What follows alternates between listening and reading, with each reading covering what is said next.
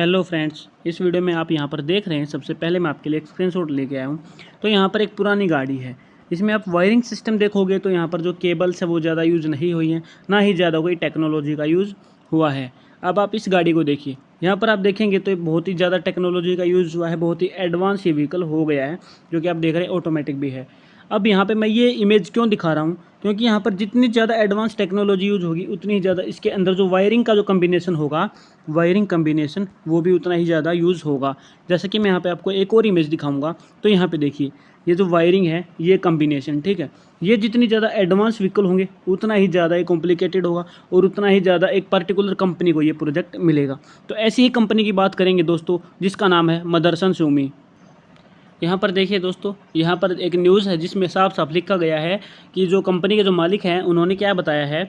अनुराग गहलोत जी ने कहा है यहाँ पे कि our biggest customer is Maruti Suzuki. उसने ऑलरेडी अनाउंस कर दिया है कि they will grow and will be build capacity to reach 4 million unit volume from 2.3 million including the EV hybrid and exports.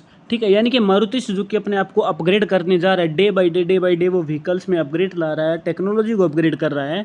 तो उन्होंने यहाँ पे ऑलरेडी कह दिया है कि ठीक है कि we will be going to grow up. ठीक है, तो ये एक न्यूज़ है। यहाँ पर उसी न्यूज़ में आगे भी लिखा हुआ है, जैसा कि मैंने आपको बताया कि one major factor for us कि there are only two factor in this, the volume is growing from the OEMs original equipment manufacture and second one is that, क्या है दूसरा क्या फैक्टर है यहाँ पे, कि जो कस्टमर्स है वो चूज़ कर रहे हैं रिच फीचर इन मॉडल्स और टॉप लाइन मॉडल्स। कि जितने ज़्यादा कस्टमर फीचर्स को सोचेंगे, ढूंढेंगे गाड़ियों में, उतना ज़्यादा इस कंपनी की डिमांड बढ़ेगी, है ना। This the more content of wiring harness in the cars. जैसा कि मैंने आपको शुरुआत में इमेज में दिखाया था, वो आपको देखे होंगे तार के जो गुच्छे लगे हुए थे, जैसे कि आपने इमेज में देखा था, है ना। जो बंडल से बने हुए थे वो सब क्या था, वो हार्नेस था, ठीक है, वायरिंग हार्नेस। तो उसकी जितनी ज़्यादा होगी टेक्नोलॉजी बढ़ेगी तो डिमांड बढ़ेगी।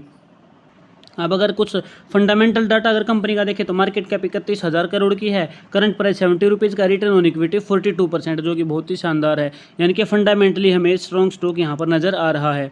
क्वार्टरली रिजल्ट्स की बात करें तो ईयर टू ईयर पहले देखेंगे तो सेल यहाँ पे अब देखेंगे तो सेल बढ़ी है। वहीं एक्सपेंसेस की देखेंगे तो एक्सपेंसेस भी बढ़े हैं, क्योंकि material cost day by day बढ़ती जा रही है। वहीं अगर हम बात करेंगे नेट प्रॉफिट की, तो नेट प्रॉफिट भी ईयर टू ईयर यहाँ पे बढ़ा है, ठीक है। और quarter to quarter net profit कम हुआ है, लेकिन ईयर टू ईयर बढ़ा है। यही रीज़न है कि क्वार्टर टू क्वार्टर प्रॉफिट कम होने की वजह से ये स्टॉक का प्राइस एक महीने से लगातार साइडवेज है और पिछले 6 महीने में कुछ ज़्यादा बड़ी प्रॉफिट नहीं दे पाया। लेकिन जिस तरीके से गाड़ियों की डिमांड बढ़ रही है, ईवी व्हीकल्स की डिमांड बढ़ रही है, तो ये स्टॉक आने वाले टाइम में अच्छा रिटर्न हमें दे सकता है। बस ज़रूरत हमें इसके क्वार्टर 2 के रिजल्ट का वेट करने की। अगर उसमें एक अच्छा बूम देखने को मिल सकता है तो आने वाले टाइम में ये स्टॉक मल्टीबैग रिटर्न देने की क्षमता रखता है।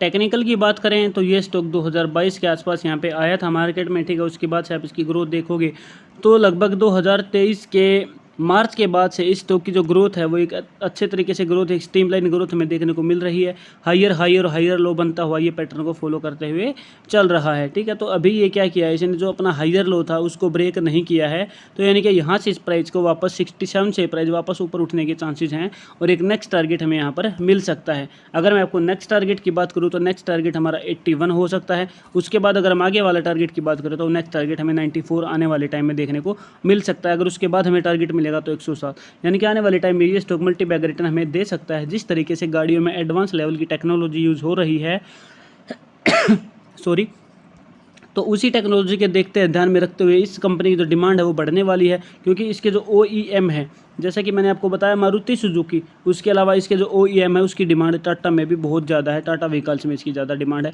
EV व्हीकल्स में भी इसकी ज़्यादा डिमांड है। तो मुझे लगता है ये वीडियो आपको पसंद आई है। वीडियो पसंद, वीडियो को लाइक करें और चैनल को सब्सक्राइब करना ना भूलें। Thank you very much.